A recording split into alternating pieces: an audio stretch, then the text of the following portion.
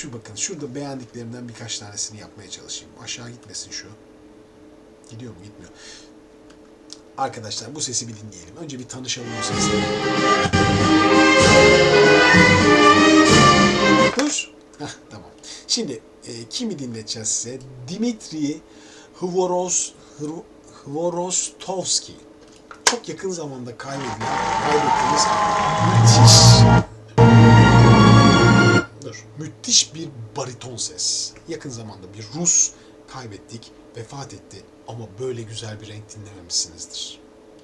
Yani of harika bir bariton. Baritonların lezzeti de bambaşka. Gerçekten ben hep söylüyorum yani ben farklı ses renklerinin hepsini seviyorum ama bariton ses renkleri böyle çok ihtişamlı ve çok akılda kalıcı. Bakalım şöyle hangisini seçeyim. Çok güzel söylediği şarkı.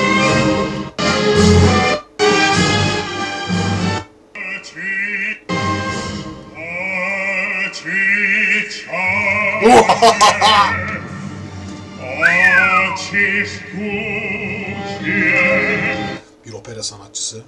O konuşulan tekniklerin, temel tekniklerin tamamı orada var. Bakın. Mikrofon var mı? Vardır. Azıcık bir şey. Ama nasıl duyuluyor ses? Nasıl bir hacim? Nasıl bir kuvvet?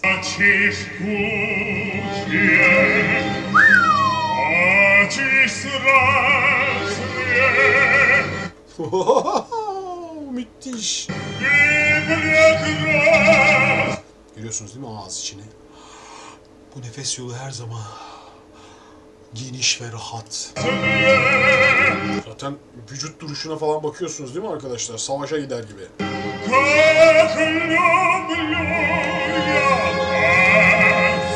Of be. Zaman zaman falsettolar.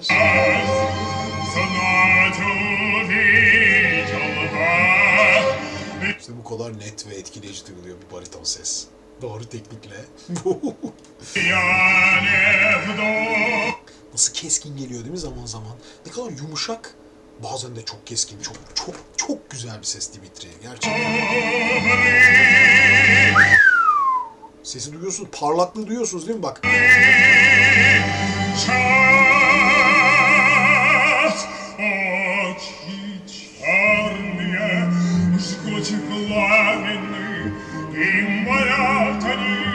Bu arada sahneye bakın ya. Çok klas.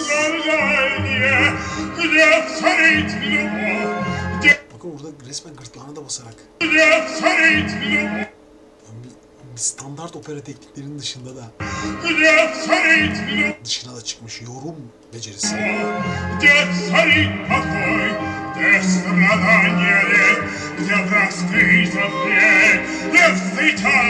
Görüyorsunuz değil mi? Zaten bir hani bu bir opera, bir sahne ve bir tiyatral anlatım olduğu için daha da abartıyor, egzajere ediyor, daha da büyük gösteriyor size. Yani büyük oynamak denen şey bu işte.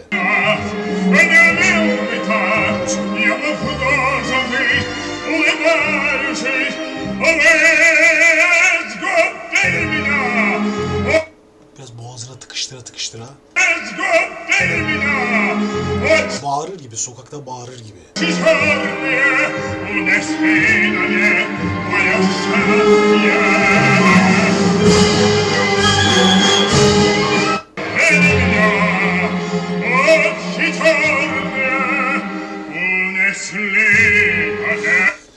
Farklı dönemleri var Dimitri Hvorostovski'nin. Onları dinlemenizi tavsiye ederim. Daha gençlik zamanları da çok daha farklı. Biraz yaşlılık dönemi daha farklı.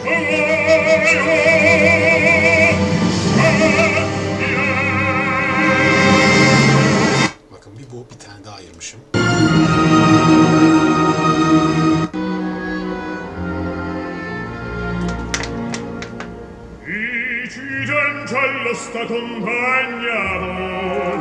Ya bir ses bu ya. Of be.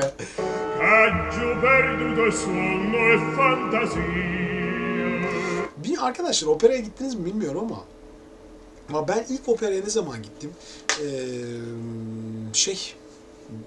Kaç senesiydi? 1996'da ben İstanbul'a geldim ve ilk geldiğim sene Türk Müziği Devlet Konservatuvarı'na girdim işte. Bizim Erol Uras hocamızdı. Erol Uras bize sanat tarihi hocamızla beraber ödev vermişti. O ödevimiz arkadaşlar operaya gitme ödevi. Yani 3 tane bir yıl içinde opera izlemem, bir dönem içinde opera izlememiz gerekiyordu. İşte operanı gideceğiz, hikayesini öğreneceğiz falan filan, fikirlerimizi anlatacağız ve bunları hocamızla konuşacaktık. Ödev bu yani, delicesine zor bir ödev değil. Ben hiç opera izlememiştim. Daha önce işte Pavarotti duymuştum. Belki hepiniz duymuşsunuzdur Pavarotti'yi zaten. Duymayan yoktur işte. Onun haricinde opera ile ilgili bir kültürüm ve bir şeyim yoktu. İlk izlediğim opera Turandot isimli bir operaydı. İşte Atatürk Kültür Merkezi'nde gitmiştim o zaman.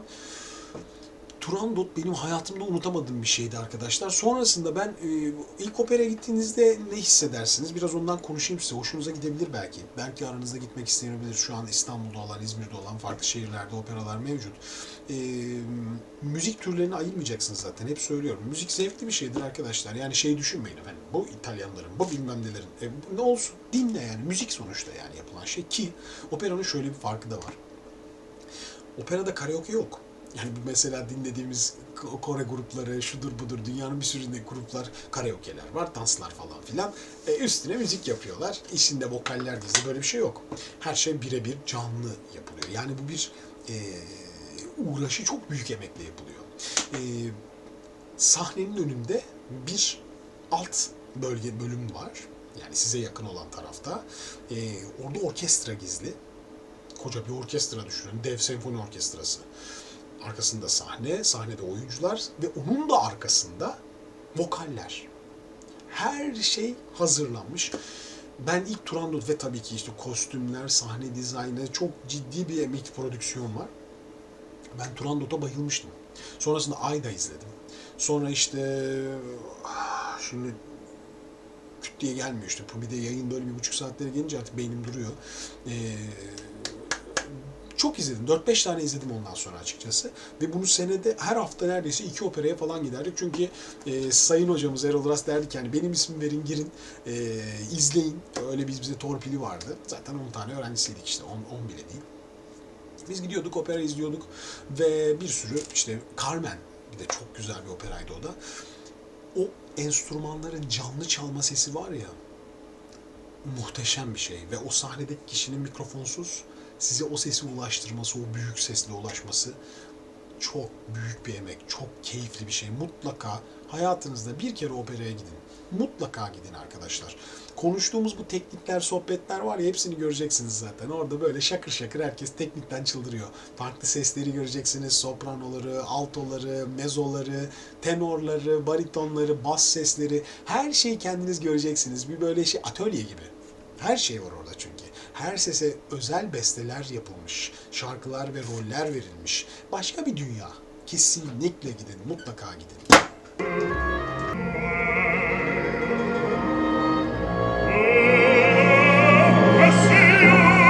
Arkanızdaki orkestrayı bastıracaksınız sesinizle. Hiç kolay bir şey değil. Koca bir orkestra çalıyor, düşünün yani.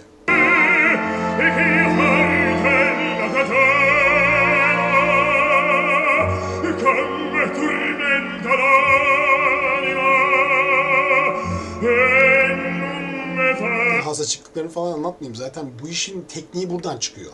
Yani opera tekniklerinin tamamı bizim klasik şan eğitimlerinin temelini oluşturuyor. Hep söyledik.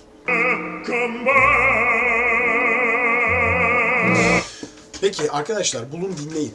Dmitri Hvorostovski, bir Rus bariton. Kendisi vefat etmiş. Allah rahmet eylesin. Çok güzel bir sesmiş gerçekten.